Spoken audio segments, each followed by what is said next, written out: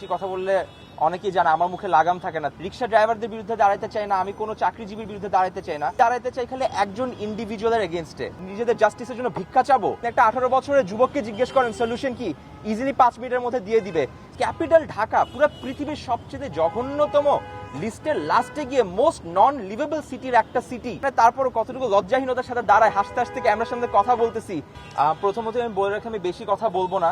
আমি বেশি কথা বললে অনেকেই জানে আমার মুখে লাগাম থাকে না, তাই আমি এরকম কোনো ভুল ত্রুটি করতে যাচ্ছি না, আগে থেকে ক্ষমা চেয়ে নিচ্ছি।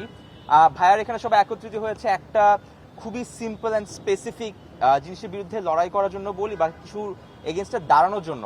এখানে আমি আসছি এবার তাদের সবার এগেনস্টে, আমি সবার বিরুদ্ধে দাঁড়ায় যাচ্ছি আজকে। দাঁড়ায় যে আমার কথা হচ্ছে আমি কোনো অটো রিক্সার বিরুদ্ধে বা কোনো রিক্সা ড্রাইভারদের বিরুদ্ধে দাঁড়াইতে চাই না, আমি কোনো চাকরিজীবীর বিরুদ্ধে দাঁড়াইতে চাই না, আমি দাঁড়াইতে চাই খালি একজন ইন্ডিভিজুয়ালের এগেনস্টে। এখানে তো প্রত্যেকটা জিনিসের জন্য আমাদের পারমিশন লাগে না, আমরা তো চাইলেই রাস্তায় উঠে যেতে পারি না।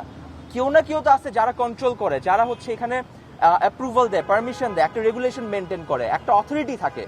এখন লক্ষ লক্ষ মানুষের এগেনস্টে আমরা প্রত্যেকদিন এখানে সার্কেল এসে দাঁড়াবো আর নিজেদের লাইফে নিজেদের জাস্টিসের জন্য ভিক্ষা চাবো? একটা দেশ, একটা জাতি, আমরা যে বাংলাদেশের ক্যাপিটাল ঢাকা পুরো পৃথিবীর সবচেয়ে জঘন্যতম লিস্টের লাস্টে গিয়ে মোস্ট নন লিভেবল সিটির একটা সিটি। ক্যান ইউ ইমাজিন আমরা এখানে তারপর কতটুকু লজ্জাহীনতার সাথে দাঁড়ায় হাসতে হাসতে ক্যামেরার সামনে কথা বলতেছি, নোয়িং দ্যাট এই প্রেস রিলিজের পর তারপরও কোনো চেঞ্জেস আসবে না। কি পরিমাণে লজ্জা লাগার একটা বিষয়।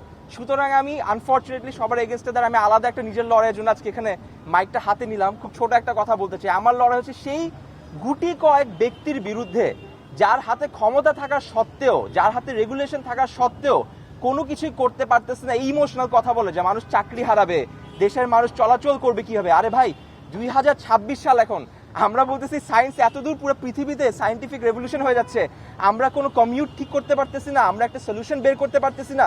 স্কুল কলেজে আসেন, আপনি একটা 18 বছরের যুবককে জিজ্ঞেস করেন সলিউশন কি, ইজিলি 5 মিনিটের মধ্যে দিয়ে দিবে। সলিউশন নিয়ে চিন্তা করতে হবে না, সৎ সাহস দরকার, আপনি স্টেপ নেন, জনগণ আপনাদের সঙ্গে থাকবে। এই জনগণ নিজে জান দিয়ে দিচ্ছে, সলিউশন দেওয়া কোনো ব্যাপার না।